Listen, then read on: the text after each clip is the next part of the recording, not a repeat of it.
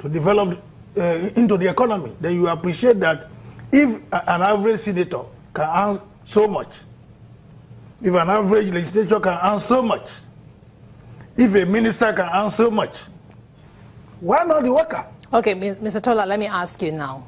The Speaker of the House of Representatives, in his statement on Workers' Day yesterday, said that it's time for, he says, while commending you, that's the workers, for your commitment to the service and building of the nation, I wish to assure you that the National Assembly remains committed to the passage of the National Minimum Wage Bill when presented by the executive. Well, we'll come to the presentation of the bill by the executive, but let me ask, do you see this new minimum wage bill that the Speaker is proposing to push for, do you see it as a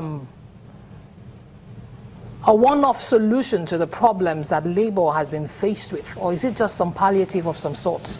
No, I think it's important to put this in clear perspective, that the current minimum wage of 18,000 naira, it's a conscious criminal act of continuous extortion of what is due to workers. And how do I mean?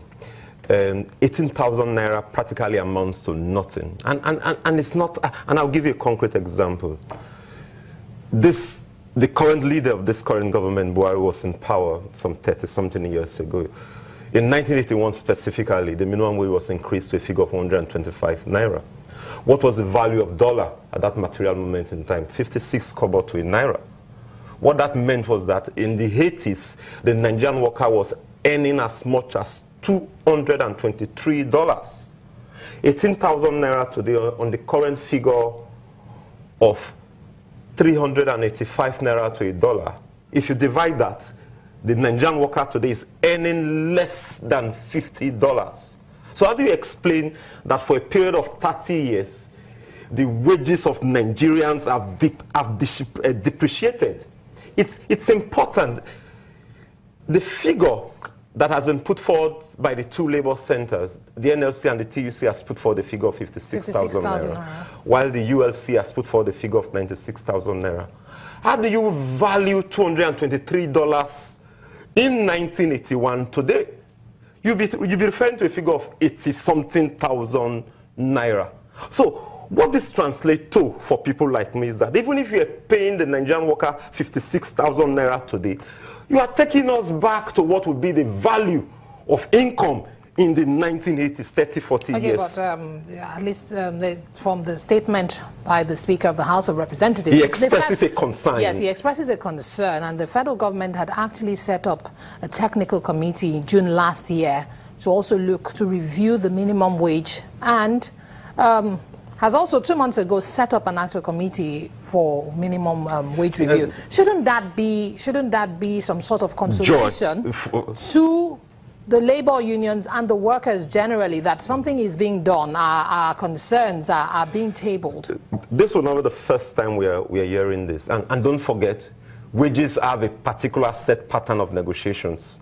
And all of this process, even before this regime came on board, had been on. Workers will have expected that these processes will have been followed on. And as we speak today now, a new minimum wage will have been announced. It is important to state that the onus for a new minimum wage does not lie with the state, does not lie with the government. The labor unions, the labor leaders must be seen to be in the forefront. And it is expected that they must carry out the necessary campaign and organizing of the workforce in the country. But there are members of the labor also part of the committee set up by the federal government. It's not done in isolation of the labor unions. Yes, that is what clearly the legislation points out. But again, too, like I've pointed out, this conscious time-wasting process is an act that is in itself denying the mass of the working people their due.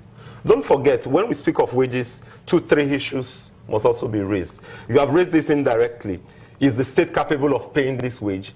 In the clear facts of the existence of the fact that as we speak, there are numbers of states who are incapable of paying the existing current minimum wage. And even pensions. And even pensions. These are issues that you need not throw away. We must also add the fact that we have seen previous cases of new minimum wage increases that has resulted into loss of jobs. For this current struggle and this current agitation, we must clearly, the labor unions must clearly put some very clear positions clear. And the first position is that the country is rich enough to pay an adequate living wage to the mass of working people. Now, we've used the word recession here today. There is a recession. The government has acknowledged that there is a recession. But how do you come out of a recession if you do not increase the buying power of the mass of the working people? Because what is a recession ultimately? The economy is grounded. The process of production is slowed down.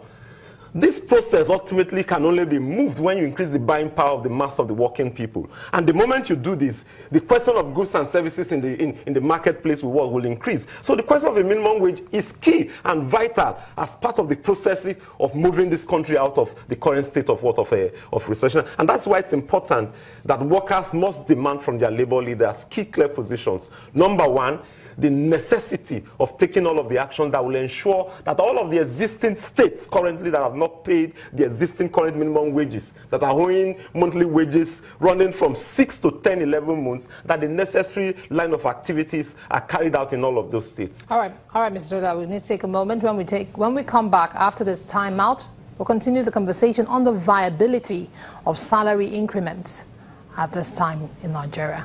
Join us again.